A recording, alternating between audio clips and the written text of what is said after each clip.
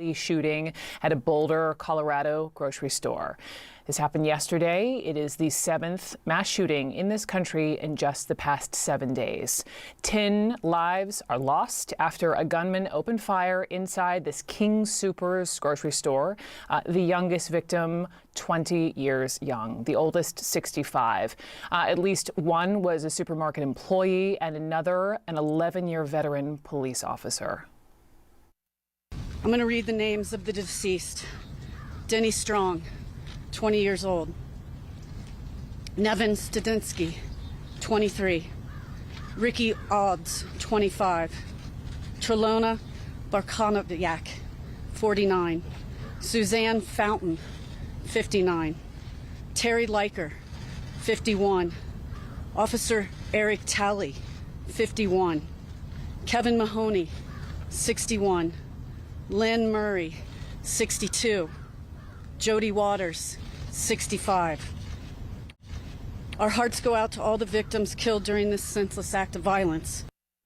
Those are the victims. As for the suspect, he is in custody. He is a 21-year-old man, and we are now learning that video captured. Here he is just yesterday of a man being taken into custody is indeed the suspect. He was shot in the leg, was taken to the hospital. He was booked into the Boulder County Jail today, where he will be formally charged with 10 counts of first-degree murder.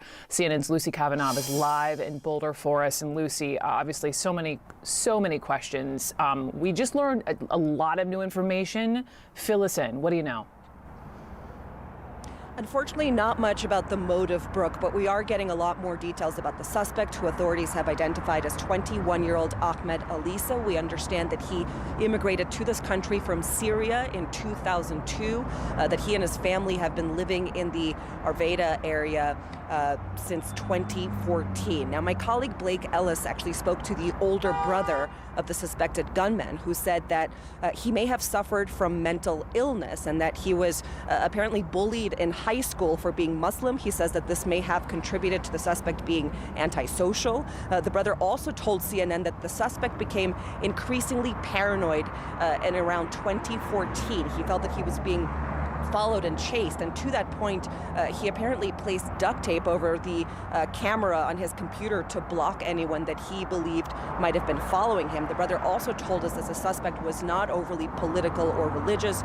We know that they lived in the same house as roommates. The brother said that he did not know his brother had a gun, but some conflicting information there, because according to the affidavit, officers interviewed another relative who knew the suspect, and she said that Alissa had been seen playing with what looked like a, quote, machine gun in the house about 2 days before. The only other charge we know of for Ahmed Alissa was in 2017. He was found guilty of assault and sentenced to probation and community service at the time. We are also getting more details about some of those items that were recovered at the supermarket, which included a green tactical vest, according to authorities, a rifle, a possible AR-15, a semi-automatic handgun, and a pair of jeans and a dark-colored long-sleeve shirt. There was a lot of blood around these items.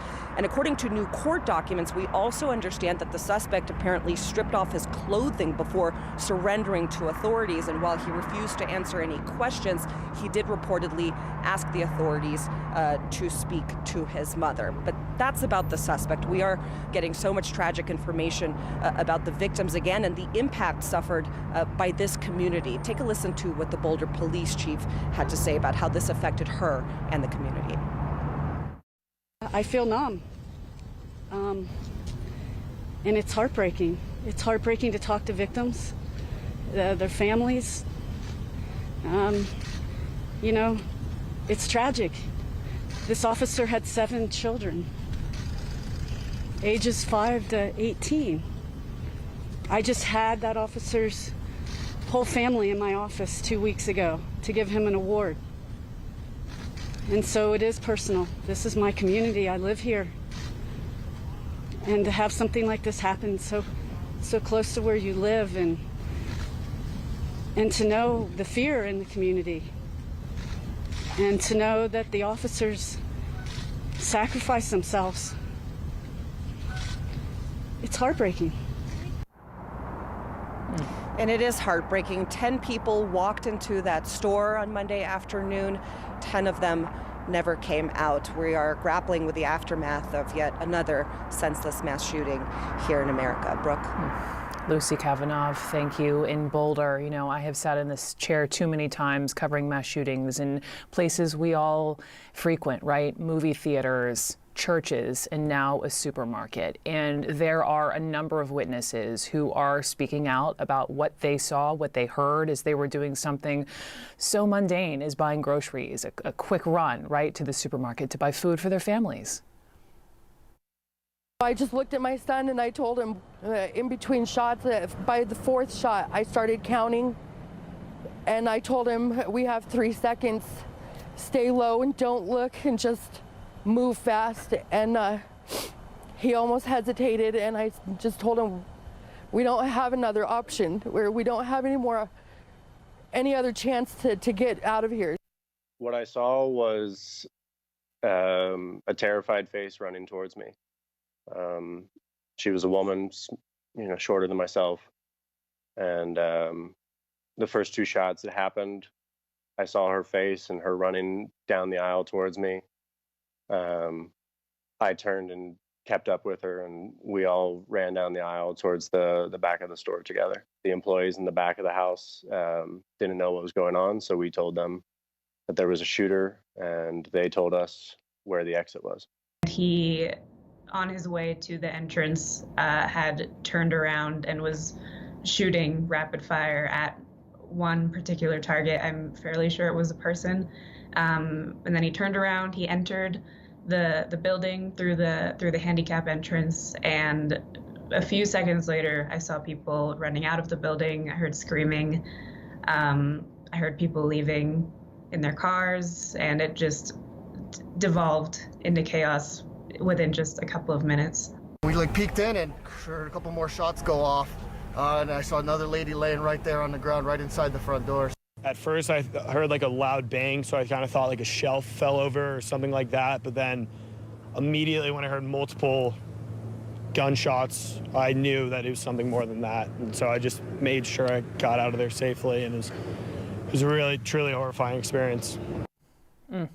While the details from all these witnesses will certainly help police piece together what unfolded yesterday, they're also just focusing broader on this suspect and trying to answer the question why. CNN law enforcement analyst Charles Ramsey joins me now. He's a former Philadelphia police commissioner and the former chief of the Metropolitan Police in Washington, D.C. So, Commissioner, thank you so much for jumping on with me. And just first things first, thinking back to that police chief in Boulder, talking through how the word she used, tragic, right? When you have experienced shootings, right? And so what is it like being a member of law enforcement when you have to be the one to inform these families that their mother, their sister, their son has been killed? Well, it's the toughest thing you have to do as a police officer. I've worked in homicide back in my days in Chicago PD. I watched detectives as they made those notifications. You never get used to it. And certainly as a police commissioner, I've lost a lot of officers in the line of duty. And speaking with those family members, dealing with the tragedy that results from that kind of loss of life, it's something you'll never forget. I could hear the trauma in her voice. I can only hope that she takes care of herself, because I know what it's like. She's got to try to hold it together because she's trying to get her whole department through this period of time. But she has to take care of herself as well. She was talking about how this is personal. This is her community. She lost one of her officers, Eric Talley. He was the first officer on the scene. He was a father of 7. Chief Ramsey, if you were leading this police department, and we know officers are trained for this, but what kind of decision is it, right, from an officer's perspective to put your life on the line? Is it instinct? And how does a police department deal with the loss of one of its own?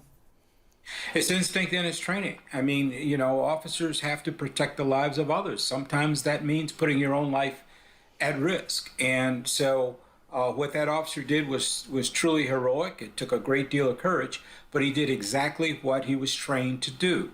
And others that have responded to the scene would have done the same thing. So it's tough, but you can't just let innocent people get gunned down. You got to go after the person that's responsible. but it is traumatic. It's traumatic for an entire agency. I lost 8 police officers in the line of duty during my 8 years in Philadelphia. It's tough. It is very tough. In fact, we had to get psychological counseling